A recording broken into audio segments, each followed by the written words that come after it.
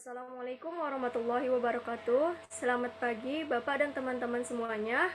Di sini kami kelompok 4 akan mempresentasikan terkait materi kuantor dan pernyataan berkuantor. Perkenalkan terlebih dahulu, nama saya Nurul Hikmah dengan NIM 22810500033 dengan sebagai moderator, dan Muhammad Muarif dengan NIM 22810500009 sebagai pemateri pertama, dan Zahra Rustiani Mupliha dengan NIM 22810500031 sebagai materi 2, dan Firda Dwi Oktavianti dengan NIM 22810500021 sebagai pemateri ketiga. Baiklah, kita masuk sebagai materi pertama, yaitu dengan Muhammad Muarif. Kepadanya saya persilakan.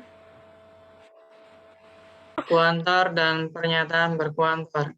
Kuantor adalah pengukur kualitas atau jumlah. Pernyataan berkuantor artinya pernyataan yang mengandung ukuran kuantitas atau jumlah. Biasanya pernyataan berkuantor mengandung kata semua, setiap, beberapa, ada, dan sebagainya.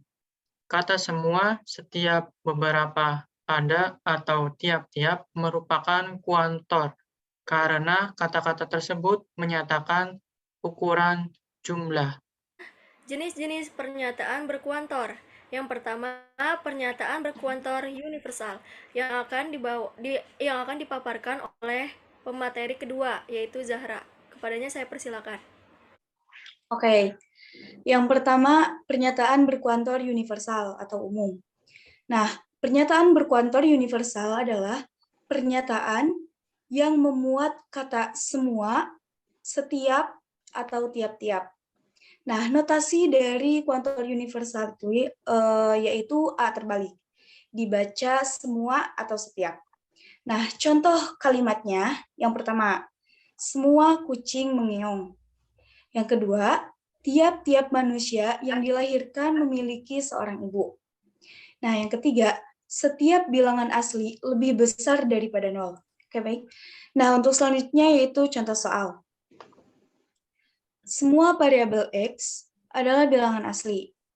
X plus 3 lebih dari 0. Buktikan bahwa pernyataan tersebut bernilai benar. Nah, jika perubah X diganti dengan setiap anggota bilangan asli, 1, 2, 3, dan seterusnya, maka hasilnya akan selalu lebih dari 0. Misalnya, kita ambil contoh untuk bilangan asli yang terkecil.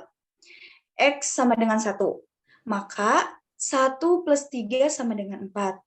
Dan 4 lebih dari 0, itu memenuhi. Nah, yang kedua, X sama dengan 2, maka 2 plus 3 sama dengan 5. Dan 5 lebih dari 0. Itu memenuhi juga. Nah, yang ketiga, X sama dengan 3. Maka 3 plus 3 sama dengan 6. Dan 6 lebih dari 0. Itu memenuhi. Dan seterusnya. Nah, jika dilanjutkan untuk bilangan asli yang lebih besar, sudah pasti akan menghasilkan bilangan lebih besar dari 0. Maka terbukti pernyataan di atas merupakan pernyataan benar. Selanjutnya, pemateri ketiga yang akan dipaparkan oleh Firda tentang pernyataan berkuantor eksistensial. Kepadanya saya persilakan. Yang kedua, pernyataan berkuantor eksistensial atau khusus. Pernyataan berkuantor eksistensial adalah pernyataan yang memuat kata ada atau beberapa.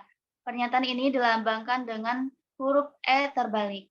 Contoh kalimatnya, yang pertama, ada bilangan cacah yang kurang dari 1.